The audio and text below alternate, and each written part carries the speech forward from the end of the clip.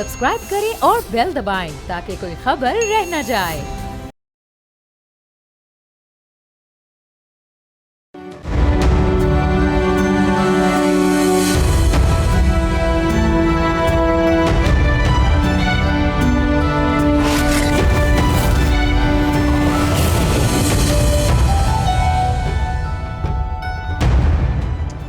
एक साल कबल पाकिस्तान ने मार्का हक में दुश्मन को वाज़ेह शिकस्त से दो चार किया, मगर उसके बावजूद भारत की जानिब से प्रॉक्सी वॉर्स और दहशतगर्दी की कार्रवाइयां बदस्तूर जारी हैं। Chief of defence staff field marshal Syed Asim Munir का कहना है कि भारत रिवायती जंग में नाकामी के बाद दहशतगर्दी को हथियार के तौर पर इस्तेमाल कर रहा है। उन्होंने अफगानिस्तान से मुतालबा किया कि वो अपनी सरजमीन पर मौजूद दहशतगर्दों की पनागाहों और तरबियती मराकज़ का मुकम्मल तौर पर खात्मा करें। फील्ड मार्शल ने वाज़ेह किया कि हर बेगुनाह पाकिस्तानी के खून का हिसाब लिया जाएगा और दहशतगर्दी के खिलाफ ये जंग आखिरी दहशतगर्द के खात्मे तक जारी रहेगी। इसी तनाजुर में सिक्योरिटी सूरत हाल से मुतालिक अहम पेशरफ भी सामने आई है। बन्नू में पुलिस चौकी पर दहशतगर्द हमले को नाकाम बनाते हुए मुतादिद पुलिस एहलकारों ने जामे शहादत नोश किया, जबकि बलूचिस्तान में इंटेलिजेंस इदारों ने बर वक्त कार्रवाई करते हुए एक खातून खुदकुश बमबार को गिरफ्तार कर लिया, जिसके बायस इस्लामाबाद एक बड़ी तबाही से बच गया। वज़ीर आला बलूचिस्तान ने गिरफ्तार खातून को मीडिया के सामने पेश करते हुए बताया कि दहशतगर्दों ने उसे धमकी दी थी कि अगर उसने खुदकुश हमला ना किया तो उसके वालिद को कत्ल कर दिया जाएगा। सवाल यह है कि दहशतगर्दी के इस मुसलसल चैलेंज से निपटने के लिए रियासत को मज़ीद किन मौसर इक़दाम करने की ज़रूरत है। उधर दूसरी जानिब खित्ते की सूरत हाल भी गैर यकीनी का शिकार है। मुस्तकिल जंगबंदी के हवाले से ईरान ने अमरीका को अपना जवाब भिजवा दिया है। रॉयटर्स के मुताबिक ईरान ने अपनी तजावीज़ में स्ट्रेट ऑफ हॉर्मुज़ पर खुद मुख्तारी के एतराफ़, जंगी नुकसानात के अजाले, मुंजमद ईरानी असासों की बहाली और पाबंदियों के खात्मे का मुतालबा किया है। ताहम अमरीकी सदर डोनाल्ड ट्रंप ने इन तजावीज़ को टोटली अनएक्सेप्टेबल करार देते हुए मुस्तरद कर दिया है, जिसके बाद आलमी मंडी में तेल की कीमतों में तकरीबन 4% इजाफा देखने में आया है। इसके असरात पाकिस्तान समेत पूरी दुनिया पर मुरतब हो रहे हैं। पाकिस्तान में पेट्रोल की कीमत 415 रुपये फ़ी लीटर तक पहुंच चुकी है। अगरचे पाकिस्तान को IMF की किस्त मौसूल हो गई है और अप्रैल में तरसीलात ज़र में भी इजाफा रिकॉर्ड किया गया है, लेकिन उसके बावजूद मीडियम और लॉन्ग टर्म इकनॉमिक स्टेबिलिटी को संगीन खतरात लाहक हैं। अब सवाल ये भी है कि माशी दबाव जैसे चैलेंजेस से निपटने के लिए पाकिस्तान को किस नौयत के मार्काए हक की ज़रूरत है। इसी पे बात करने के लिए हमारे साथ मौजूद हैं डॉक्टर फ़रूख सलीम साहब, expert on economy, air commodore retired Khalid Chishti साहब, डिफेंस एनालिस्ट हैं, जौहर सलीम साहब फॉर्मर डिप्लोमेट है, प्रेसिडेंट हैं इंस्टीट्यूट ऑफ रीजनल स्टडीज़ के। आप तीनों का बहुत शुक्रिया। डॉक्टर साहब आपकी तरफ आता हूँ, मुझे बताएंगे दहशतगर्दी और मुआशी अदम इस्तेहकाम जो हम देख रहे हैं, इसके बीच में क्या कनेक्शन है और आप इसको कैसे एक्सप्लेन करेंगे। दूसरा ये कि दहशतगर्दी की वजह से पाकिस्तान को उसके जो माशी पोटेंशल है उसमें कितनी इस पर कॉस्ट बेयर करनी पड़ेगी जो इस वक्त सिचुएशन चल रही है। देखिए, हमारे यहाँ जो टेररिस्ट एक्टिविटीज़ हैं जिसके नतीजे में हलाकतें होती हैं, वो पीक आउट कर रही थी कहीं 2007 और 2008 में, लेकिन वही 2 साल ऐसे हैं जिस दौरान पाकिस्तान की जो फॉरेन डायरेक्ट इन्वेस्टमेंट है वो कोई 5-6 अरब डॉलर पे पहुँच गई, जो तारीखी हाइट थी। तो इसका कोई डायरेक्ट ताल्लुक कह देना कि क्योंकि पाकिस्तान में टेररिस्ट एक्टिविटीज़ बढ़ रही हैं इसलिए पाकिस्तान जो है वो फॉरेन डायरेक्ट इन्वेस्टमेंट अट्रैक्ट करने में कामयाब नहीं हो रहा, इनका कोई डायरेक्ट ऐसे ताल्लुक नहीं है। अब सोचिए कि तकरीबन आधा दर्जन कंपनीज हैं जिन्होंने अपना इंटरेस्ट शो किया है into the Reko Diq project. देखिए, ये कौन सा सेक्टर है पाकिस्तान में, उसकी कितनी ज़रूरत है दुनिया भर को। अब आप सोचिए कि पाकिस्तान के पास दुनिया में कोई तीसरा या चौथा बड़े बड़े रिजर्व हैं कॉपर के। अब 2030 में पूरा यूरोप जो है वो जा रहा है ग्रीन एनर्जी की तरफ। इसका मतलब है कि उनको बेतहाशा इलेक्ट्रिक व्हीकल्स बनाने हैं, उनको विंड टर्बाइन की तरफ जा रहे हैं, सोलर की तरफ जा रहे हैं, और इन सब चीज़ों का जो बैकबोन है वो कॉपर है, और वो कॉपर पाकिस्तान के पास बेतहाशा पड़ा है। तो चाहे वहाँ पे दहशतगर्दी की एक्टिविटी बहुत बढ़ जाए, कॉपर की डिमांड जो है, if we play our cards right, तो कॉपर की डिमांड जो है वो दुनिया भर में ज़्यादा रहेगी और if we again play our cards right, we will be able to attract a lot of foreign direct investment. तो ये बहाना लगा देना कि पाकिस्तान तरक्की नहीं कर रहा, पाकिस्तान आगे नहीं जा रहा क्योंकि यहाँ पे दहशतगर्द की एक्टिविटीज बहुत ज़्यादा होती हैं, ये इसमें कुछ सदाकत है लेकिन कोई direct cause and effect relationship मैं नहीं समझता हूँ जो तारीख ने हमें दिखाया हो। Okay, right. सो आप ये कह रहे हैं कि जब दहशतगर्दी अपनी पीक पे भी थी, अगर इकोनॉमिक पॉलिसी बेटर हो या आपके पास कोई बिजनेस मॉडल प्लान्स हो तो आपकी एफडीआई भी आएगी और आपके पास इन्वेस्टमेंट्स आती रहेंगी और दुनिया इंटरेस्ट लेगी उसमें। जौहर सलीम साहब, मुझे ये बताएं कि ये अफ़गान बेस्ड जो दहशतगर्दी है, इसके ख़ात्मे के हवाले से पाकिस्तान को आलमी सतह पर मज़ीद किन डिप्लोमेटिक इनिशिएटिव की ज़रूरत है? क्योंकि प्रॉक्सी वॉर वक्ती तौर पर तो कम होती है लेकिन कोई इसका परमानेंट सोल्यूशन जो है वो नहीं निकल पा रहा। तो इसमें किस तरह दुनिया को सेंसिटाइज करने की ज़रूरत है कि भारत जब वहाँ से मार खाता है तो अपने ये जो उसके एसेट्स हैं उनको एक्टिवेट कर देते? जी बिल्कुल, ये आपने सही कहा कि इसमें देखें इंडिया का रोल तो खैर है, इसमें तो कोई शक ही नहीं है, लेकिन देखें इसके दूसरे डायमेंशंस भी हैं। तो हमें जब जो इस मामले से निपटना है उसमें जो पूरा अरे है हमारे पास स्ट्रेटेजिक टूल्स का, वो हमें इस्तेमाल करना पड़ेगा। उसमें क्या क्या है उसमें देखें, एक तो काइनेटिक हमारे पास मीन्स हैं, जो मिलिट्री मीन्स हैं हमारे पास, और वो भी बहुत इफेक्टिव हैं, लेकिन जाहिर है कि आप उनको as one of the strategic tool use करते हैं। It has to be a well calibrated policy. फिर देखें इकोनॉमिक लेवरेज है हमारे पास, वो भी दो किस्म की है।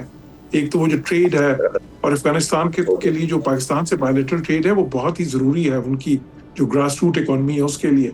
फिर एक ट्रांजिट ट्रेड है, बिकॉज ये तो लैंड लॉक्ड मुल्क है, उनके लिए ट्रांजिट ट्रेड जो है वो तो बहुत ही आम है, तो वो भी हमारे पास लेवरेज है। फिर उसके बाद डिप्लोमेसी के अंदर हमारे पास मल्टी डायमेंशनल लेवरेजेस हैं। तो फिर साथ ही साथ देखें हम उनके ऊपर बायलैटरली तो खैर डिप्लोमेसी के जरिए जो है ना इम्प्रेस अपॉन करते ही हैं, साथ साथ रीजनल डिप्लोमेसी है, बिकॉज ये जो टेररिज्म का थ्रेट है सिर्फ पाकिस्तान को तो नहीं है उनसे, ये थ्रेट उनसे चीन को भी है, ये थ्रेट उनसे जो है ईरान को भी है, ये थ्रेट उनसे सेंट्रल एशियन कंट्रीज का भी, वहां पे देखें क्या कुछ हो रहा है जो अफगानिस्तान से एमिनेट कर रहा है, इवन रशिया को है। तो ये जो है सारी एक रीजन, पूरा जो रीजन है उनको ये है। तो एक रीजनल अप्रोच जो पाकिस्तान ने की भी है, जो हमने ट्राइलेटरल क्वाड्रिलेटरल मैकेनिज्म्स बनाए हैं जिसमें चीन का भी बहुत अहम रोल है।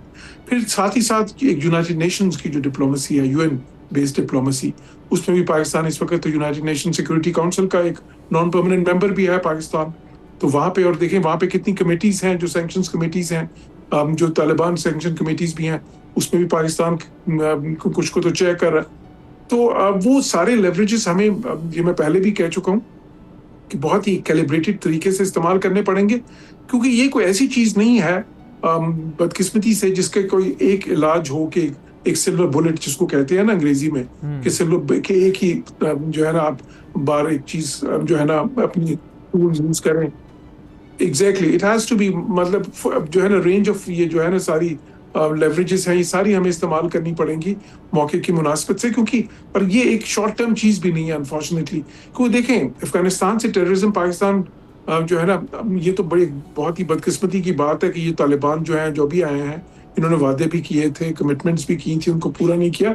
लेकिन ये टेररिज्म पाकिस्तान पिछले 5 साल 10 साल 20 साल 25 साल से फेस कर रहा है अफगानिस्तान से, और वहाँ पे जो सिर्फ टेररिज्म नहीं, वहाँ पे जो इंस्टेबिलिटी भी हुई उसका स्पिल ओवर भी पाकिस्तान में होता रहा है। तो ये एक मतलब एक ऐसा मसला है कि जिसको जो है ना हमें जाहिर है कि उसकी लॉन्गर टर्म अप्रोच उसकी लेनी पड़ेगी, और उसमें जाहिर डायमेंशंस के वो भी होंगे, शॉर्ट टर्म उसके भी हैं कि शॉर्ट टर्म कॉम्प्रिहेंसिव पैकेज जो है रिक्वायर्ड है इस प्रॉब्लम को रिजॉल्व करने के लिए। इसको आइसोलेशन में नो सिल्वर बुलेट फॉर्म पे नहीं, सिर्फ इसको सिल्वर बुलेट पे नहीं। इसमें मैं एक चीज ये कह दूं, जो अभी बिल्कुल ये बात जो हो रही थी, और मैं बिल्कुल इससे इत्तेफाक करता हूँ कि देखें जहां तक ये इस चीज का ताल्लुक है कि ये जो हम एफडीआई की बात कर रहे थे, और सिर्फ एफडीआई तो एक डायमेंशन है, सिर्फ एफडीआई जो है उसकी तो बहुत अहमियत है अपनी जगह, ठीक है, लेकिन आज की दुनिया में आपको जो ग्लोबल इकोनॉमिक लूप एक है ना, जो दुनिया का एक वो है जिसमें कि जो ट्रेड भी शामिल है, इन्वेस्टमेंट भी शामिल है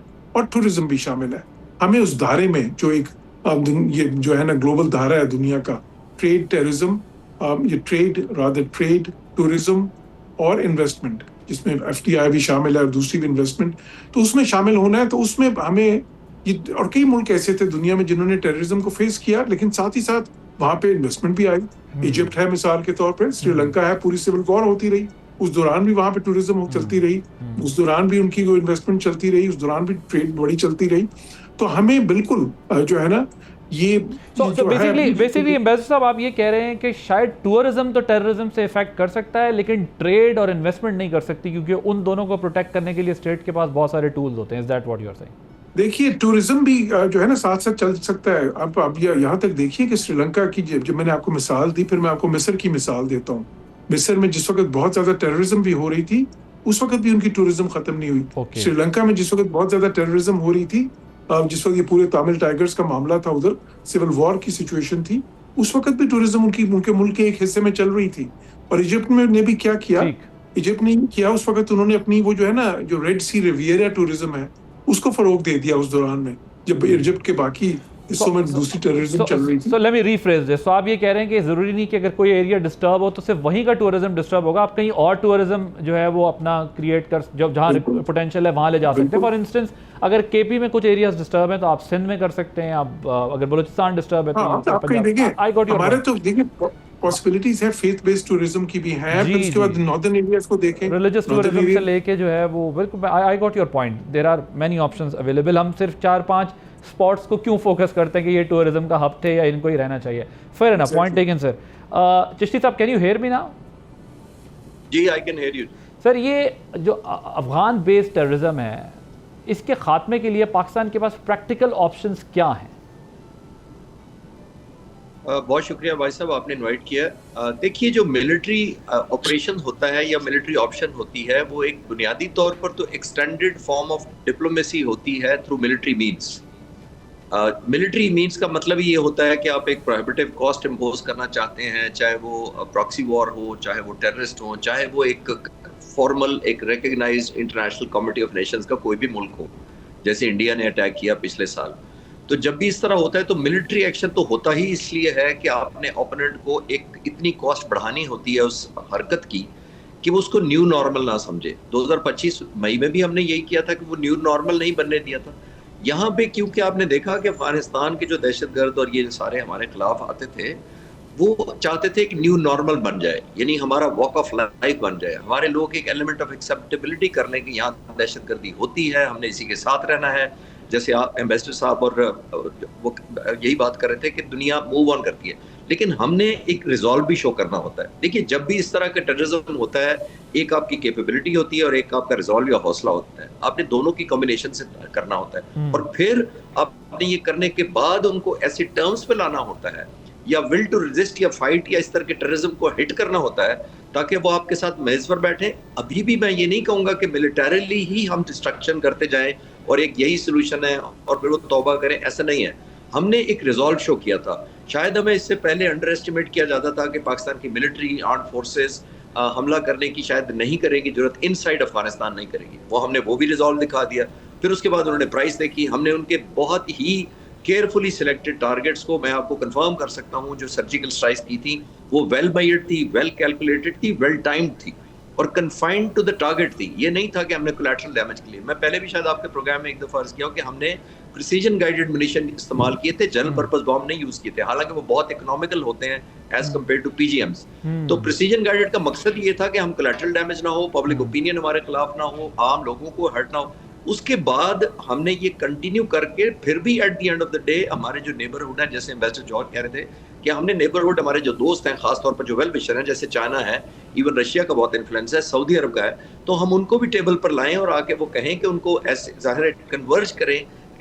हमें अपनी कॉस्ट इम्पोज करनी थी, उनकी विल तोड़नी थी, और साथ में दोस्त ऐड होकर हम एक टेबल पर ऐसे कंक्लूजन पॉसिबली ले जा सकते हैं कि इसका कोई लॉन्ग टर्म सोल्यूशन हो। लेकिन लॉन्ग टर्म सिर्फ मिलिट्री एक्शन तो नहीं होता।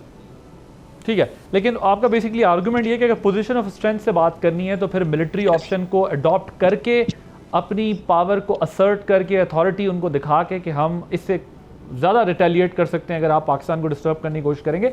सो हमारी फिर डिप्लोमेसी के रास्ते ज़्यादा आसान हो जाते हैं, क्योंकि पोजीशन ऑफ स्ट्रेंथ के साथ आप ज़रा डिफरेंट तरीके से बात करते हैं। डॉक्टर फ़ारूक सलीम साहब, मुझे ये समझाएं कि ये जो प्रेसिडेंट ट्रंप के स्टेटमेंट से तेल की मार्केट ऊपर नीचे हो रही है, ये जो अभी हमने देखा गोल्डमैन सैक के मुताबिक इस साल के जो तेल की कीमतें हैं, असेसमेंट है वो $90 से नीचे आ जाएंगी, ये एक्सपेक्ट किया जा रहा है। अगर $90 पर भी रहती हैं तो पाकिस्तान के लिए इकनॉमिकली कितना मुश्किल होगा इन्फ्लेशन और इन तमाम मामलात से निपटना, या ये जो कॉस्ट ऊपर जाएगी उसकी वजह से? How do you analyse this? देखिए अपानी साहब, इस वक्त जिस सफारती बुलंदी पे पाकिस्तान बैठा है, ये पाकिस्तान की तारीख में पहले कभी ऐसा नहीं हुआ। अब इस सफारती बुलंदी को इस्तेमाल करना है माशी पत्ते खेल। देखिए इस वक्त जो हमारा सबसे बड़ा खर्चा है सालाना की बुनियाद पे, वो लगभग 17-18 अरब डॉलर का जो हम गैस और तेल इंपोर्ट करते हैं मुख्तलिफ ममालिक से, वो सबसे बड़ा ड्रेन है हमारे फॉरेन एक्सचेंज। और आप सोचिए कि 900 किलोमीटर का बॉर्डर पाकिस्तान और ईरान का, और बॉर्डर के उस पार जो कंफर्म्ड रिजर्व्स हैं वो 208 बिलियन बैरल तेल के पास, और तकरीबन 35 ट्रिलियन क्यूबिक फीट गैस की पड़ी है। हमारे यहाँ पाकिस्तान में बिजली घर हैं, वो बंद पड़े हैं, वो कह रहे हैं कि तेल कब मिलेगा। खाद की फैक्ट्रियां कह रही हैं कि हमें गैस कब मिलेगी। सनतें कह रही हैं कि हमें ईंधन कब मिलेगा, फ्यूल कब मिलेगा। और ये सब कुछ अक्रॉस द बॉर्डर पड़ा है। आप अंदाजा कीजिए कि ग्वादर और ईरान का जो बॉर्डर है वो 87 किलोमीटर दूर है, 87 किलोमीटर, इतना नजदीक बैठा है। तो यहाँ से 208 बिलियन तेल, 35 trillion cubic feet gas, 87 kilometre into Gwadar. Gwadar से नवाबशाह की जो पाइपलाइन है वो ऑलरेडी पाकिस्तान का जो सीपैक का मंसूबा है उसके अंदर शामिल है। आप नवाबशाह पहुंच जाए तो वो सबसे बड़ी गैस की ग्रिड है पाकिस्तान की। उसके बाद पूरा पाकिस्तान खुला है। आप सोचिए कि इस वक्त हम स्पॉट मार्केट में जाके 16, 17, 18 डॉलर का यूनिट लेते हैं गैस का। ये पाइपलाइन से हमें मिलेगा 4, 5, 6 डॉलर।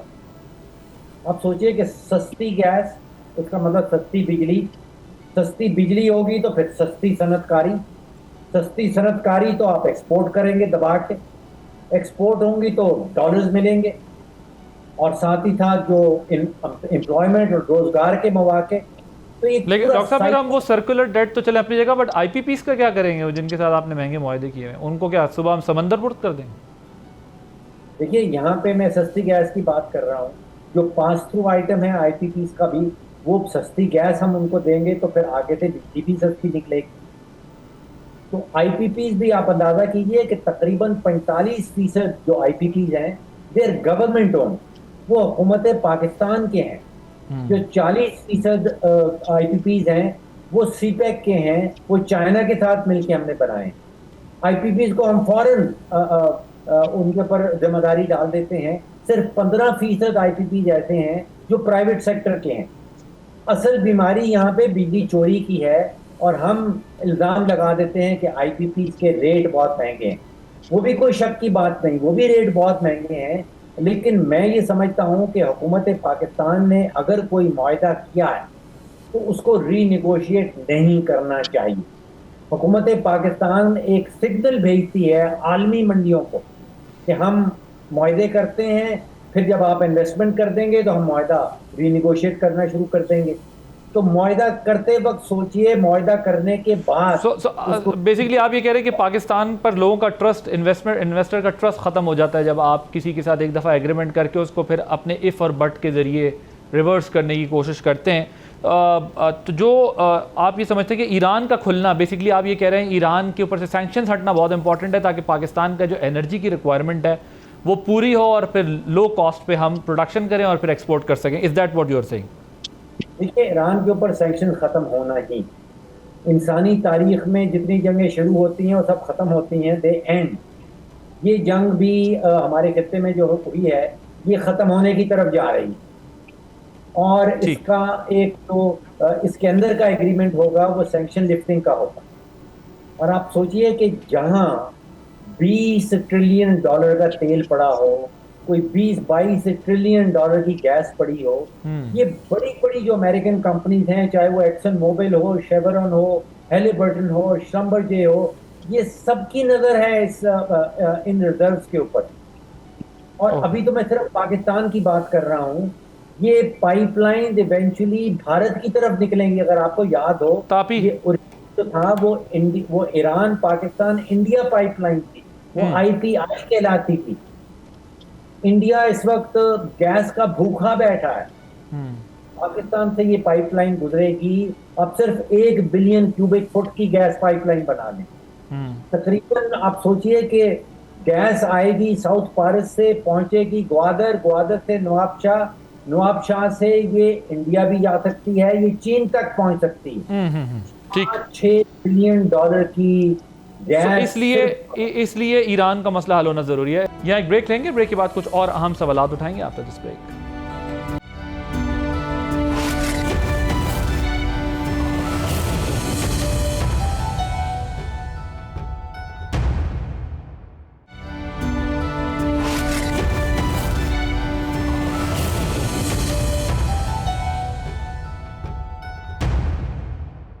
Welcome back. एम्बेसडर साहब, आप तो बड़ी इसके ऊपर स्ट्रॉन्ग ग्रिप रखते हैं, आपके काफ़ी हद तक एनालिसिस इस सारी वॉर के अंदर बड़े एक्यूरेट साबित हुए हैं। तो अब आप किस तरह देख रहे हैं जो अमेरिकन प्रेसिडेंट ने एक बार फिर जो है वो ईरानी सजेशंस को एकदम कंडेम कर दिया है और कहा है कि ईरान दुनिया और अमेरिका के साथ अपना गिमिक्स कर रहा है, गेम खेल रहा है, लिहाजा ये दोबारा अभी आपको लगता है कि से टेंशन अब बढ़ने जा रही है? और क्या ईरान की कोशिश ये है कि दुनिया के लिए उस जंग की कीमत इतनी बढ़ा दी जाए कि अमेरिका जो है वो खुद ही इसको छोड़ के चला जाए? How do you, what is your take on? मैं ज़रा समझना चाहता हूँ, बिकॉज सवालात बहुत सारे उठ रहे हैं। आप इसको अब किस तरह देख रहे हैं जो अमेरिका ने इसको रिफ्यूज़ किया? जी, एक चीज़ जो मैंने पिछले दिनों में भी अपने कमेंट में, उससे पहले भी कहता रहा हूँ, लेकिन पिछले दिनों भी मैंने कहा था कि एक जो मसला मैं देख रहा हूँ वो है स्पॉयलर्स का मसला। वो ज़ाहिर इजराइल का है, जो अमेरिका को वो पुश कर रहे हैं कि थोड़ी सी हार्ड लाइन लें कुछ चीज़ों पे, या कम से कम वो अपनी रेड लाइंस जो है उनको मूव ना करें। क्योंकि इजराइल का प्रॉब्लम क्या है, वो इस मुज़ाकरात में तो शामिल नहीं है, लेकिन इस जंग में तो शामिल है। बल्कि इस जंग में तो सबसे बड़ा फरीक ही वो है, शुरू ही उसने कराई है। अमेरिकन तो नहीं चाहते थे ये जंग, ये तो इजराइल ने प्लॉट करके और पुश करके जंग करवाई है, और 30 साल से इसी कोशिश में लगे थे। तो एक तो वो मसला है। दूसरा ये है कि ईरान में भी एक चैलेंज ये है, जो मैं कहता रहा हूँ, वहाँ पे भी देखें कुछ हार्डलाइनर्स हैं और कुछ प्रैग्मेटिस्ट हैं। अब प्रैग्मेटिस्ट जो है, जिसमें सदर पेज़ेश्कियान में सर फहरिस्त हैं, फिर उसके बाद मैं समझता हूँ बाकिर कालिबाफ भी जो है, ठीक है, वो IRGC का हिस्सा रहे हैं, उसके जनरल रहे हैं, लेकिन उसके बावजूद वो अब प्रैग्मेटिस्ट हैं इस वक्त। फिर साथ ही साथ ये जो अब्बास अरागची हैं और बहुत से लोग हैं। दूसरी तरफ जो हार्डलाइनर्स हैं, जिसमें मोहसिन रज़ाई हैं, फिर उसके बाद जो है बाकिर ज़ुल्क़दर हैं, फिर ये जो है वाहिदी हैं, जो अहमद वाहिदी जो IRGC के हेड हैं, फिर ये जो इस वक्त सुप्रीम लीडर जो हैं, वो भी थोड़ा सा उनका स्टांस जो है वो मैं समझता हूँ इस वक्त वो निस्बतन वो इतना ज़्यादा वो जो है वो प्रैग्मेटिस्ट की तरफ शायद जो अभी तक के इंडिकेशंस हैं। तो उसमें फिर जो है एक चैलेंज वहाँ पे भी आ रहा है कि किस तरह से प्रैग्मेटिस्ट जो हैं वो ये बात मनवा सकें। क्योंकि देखें, 2 क्रूशल एलिमेंट्स हैं। एक तो ये है आबनाए हुर्मुज़ का मामला, जो कि पहले था ही नहीं। अब उस पर जो है ईरान के अंदर जो हार्डलाइनर्स हैं वो किसी तरह सूरत में तैयार ही नहीं है कि उसको जो है ना, उसका जो स्टेटस एंटी था, जो जंग से पहले स्टेटस था, उस पर लेके जाएं। वो समझते हैं कि उन्होंने एक बहुत बड़ी स्ट्रेटेजिक इसमें जो है ना लेवरेज क्रिएट कर ली है, और वो अब उसको रखना चाहते हैं। अब जाहिर है कि ये वाली बात जो सी है वो फिर अमेरिकन को भी काबिल कबूल नहीं है, और फिर दुनिया को भी शायद। दूसरी तरफ जो है वो जो न्यूक्लियर वाला जो इशू है, उसमें जिसको मैं कहता रहा हूँ बारहा कि जी असल इशू वही है। जंग शुरू भी उसी की वजह से हुई थी। जंग तो शुरू हुई थी उसी 440 किलोग्राम जो 60% अफसूजा यूरेनियम है, जब ये पता चला था इंटेलिजेंस रिपोर्ट्स में कि जी उसको दोबारा से जो है ना एक्सेस करने की कोशिश कर रहे हैं। तो उस पे अभी ठीक है, वो अब कहीं ये बात भी आ रही है कि वो एक सस्पेंशन जो है ना की तरफ बढ़ रहे हैं। अमेरिका 20 साल कहता था, वो शायद पहले 5 साल तक आते थे, अब 10 साल की तरफ आते हैं। लेकिन मसला क्या है कि देखें, शुरू में तो एक फ्रेमवर्क अंडरस्टैंडिंग होनी है ये तो मैंने इस्लामाबाद टॉक्स के मौके पे भी कहा था कि शुरू में एक फ्रेमवर्क अंडरस्टैंडिंग ही पॉसिबल है और फिर बाद में फिर तवील मुज़ाकरात होंगे दूसरी चीज़ों पे। लेकिन उस फ्रेमवर्क अंडरस्टैंडिंग में भी अमेरिकन ये कहते हैं कि जी आप ये दें कि एक एश्योरेंस ये दें कि उस दौरान में जब ये मुज़ाकरात हो रहे होंगे उस वक्त आप जीरो एनरिचमेंट की दें एश्योरेंस, और ये एश्योरेंस दें कि वो जो 440 किलोग्राम अफजूदा यूरेनियम है उसको एक्सेस नहीं किया जाएगा। तो एक तो ये है। दूसरा वो कहते हैं कि जी आप नाए हुर्मुज़ जो है उसका स्टेटस अगर हम ब्लॉकेड उठाते हैं तो फिर उसको वापस जो उसका ओरिजिनल स्टेटस था उस पर वापस लेके जाएं। तो ये मैं समझता हूँ इस वक्त जो बड़े, और फिर साथ ही साथ ईरान, ईरान भी इस मामले में मैं समझता हूँ हक व जानब है। वो कहते हैं कि शुरू में ही हमें कुछ आप जो है ना वो दें, जो हमारे एसेट्स हैं उनको अनफ्रीज करें कुछ, और कुछ हमें सैंक्शंस की जो आउटराइट उस पे सैंक्शंस, उस पे अनफ्रीज करने में तो अमेरिका राजी हो रहा था। ये तो इत्तलात थी कि शायद अमेरिका इस पर जो है वो राजी तो हो रहा है। मसला है सीक्वेंसिंग के ऊपर। अमेरिका ये कहता है कि जी हम राजी होंगे बिल्कुल, लेकिन पहले जी आप ये न्यूक्लियर चीजों पे माने और फिर उसके बाद एक वेरिफिकेशन का मैकेनिज्म बनेगा, और फिर जब वो उसके बाद मरहलावार होगा कि जिस तरह हम देखेंगे कि आपने उस पर न्यूक्लियर इशू पे जो आपने जो चीज मानी है उस पे आपने प्रोग्रेस की है तो उसके हिसाब से हम मरहलावार करेंगे। So where are they heading? आपकी क्या अंडरस्टैंडिंग है मतलब ये कहाँ जा रहा है मामला? जो जैसे आपने उसको बड़ा तफसील से बताया, लेकिन अगर मैं आपसे ब्रीफ पूछ सकूं कि आपके ख्याल में अब कहाँ जा रहा है, यहाँ से चीजें अब किस तरफ जा रही हैं, क्या होना है? देखिए मैं समझता हूँ कि अच्छी चीज ये है कि मुज़ाकरात जो है ना टूटे नहीं है। अच्छी चीज ये है कि सीज़फायर अभी तक टूटी नहीं है, अब जो है ना वो चल रही है, जो इंडिकेट कर रहे हैं कि दोनों साइड से विलिंगनेस ये है कि ठीक है जी किसी तरह इसको बिल्कुल वो जो है ना उसी फ्रेमवर्क अंडरस्टैंडिंग की तरफ जाएं। अगर वो हो जाए तो जाहिर है कि बहुत ही अच्छा जो है ना पेशरफ्त होगी और उससे चीजें आसान हो जाएंगी। लेकिन जो मसला है वो थोड़ा सा देखें, मिसकैलकुलेशन का चांस जो है ना वो मौजूद रहता है तब तक जब तक कि आप जितनी देर गुजरती जाती है तो उसमें फिर वो इम्कान बढ़ता जाता है। खुसूसन जबकि इसराइल जो है, देखिए इसराइल तो चाहता है कि जंग हो दोबारा। क्यों? क्योंकि वो तो चाहते हैं कि जी ये ईरान का हमें मौका मिले, हम बाकी इंफ्रास्ट्रक्चर तबाह करें, ईरान जवाब में जो है ना खलीजी ममालिक का तबाह करें, मुसलमान एक दूसरे से लड़ें, तो वो तो बड़े खुश होंगे इसके ऊपर ना।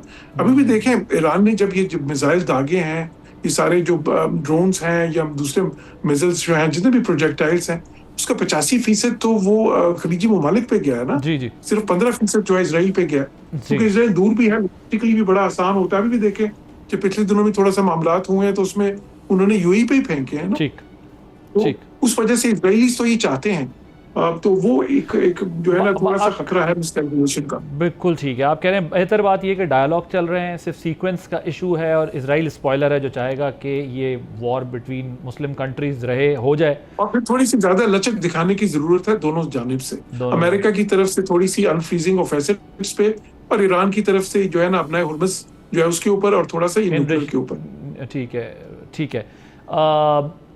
चिश्ती साहब, ये इजरायली प्राइम मिनिस्टर ने जो CBS TV को इंटरव्यू दिया है उसमें कहा है कि ईरान में अभी काम काफ़ी बाकी है।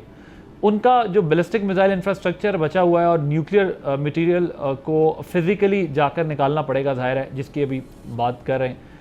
इसके लिए इसराइली वज़ीर आज़म ने एक एग्रीमेंट के तहत न्यूक्लियर मटेरियल को निकालने की बात की है, लेकिन इन बयानात से आपको क्या लगता है, क्या इसराइल अब भी जो है वो डील में बहुत बड़ी हर्डल है, जिस तरह एम्बेसडर साहब बात कर रहे हैं?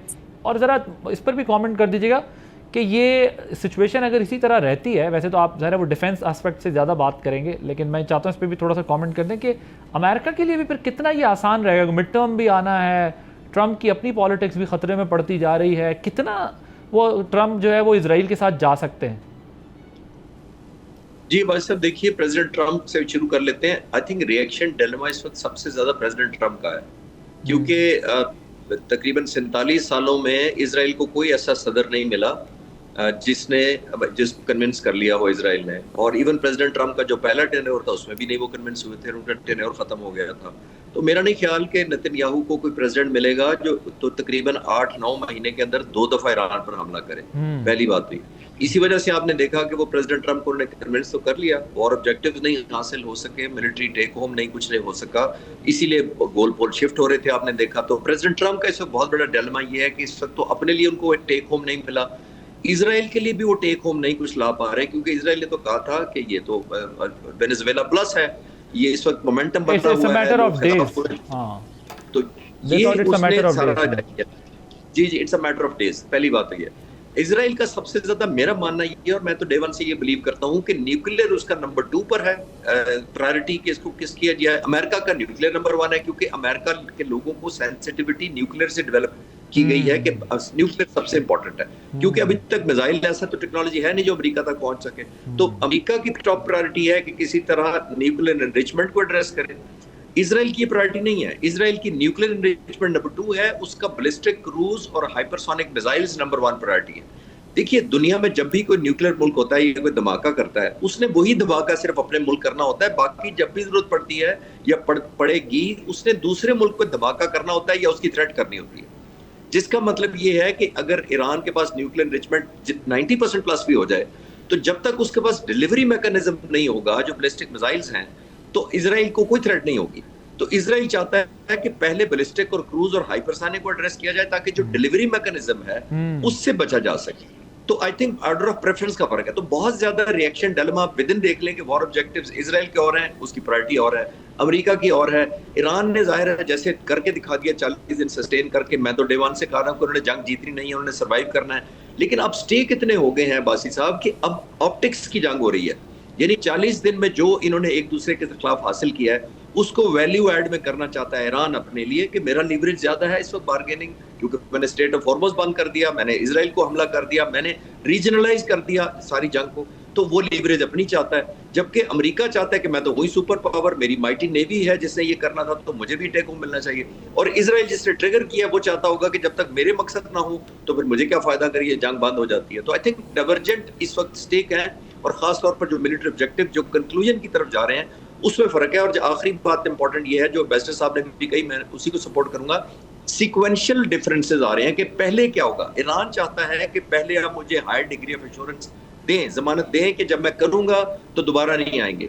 लेकिन अगर वो पहले न्यूक्लियर दे देता है तो फिर अमेरिका तो किसी वक्त भी, तो 8 महीने बाद भी दोबारा हमला कर देता है। तो आई थिंक ये ट्रस्ट डेफिसिट बहुत ज्यादा है। ट्रस्ट डेफिसिट बहुत ज़्यादा है। Thank you so much. Johar Saleem साहब फॉर्मर एम्बेसडर हैं, air commander retired Khalid Chishti साहब डिफेंस एनालिस्ट, और डॉक्टर फ़रूख सलीम साहब इकनॉमिक एक्सपर्ट। आप तीनों का बहुत शुक्रिया, आपने प्रोग्राम नादिल अब्बास की इजाज़त दीजिए। अल्लाह हाफ़िज़।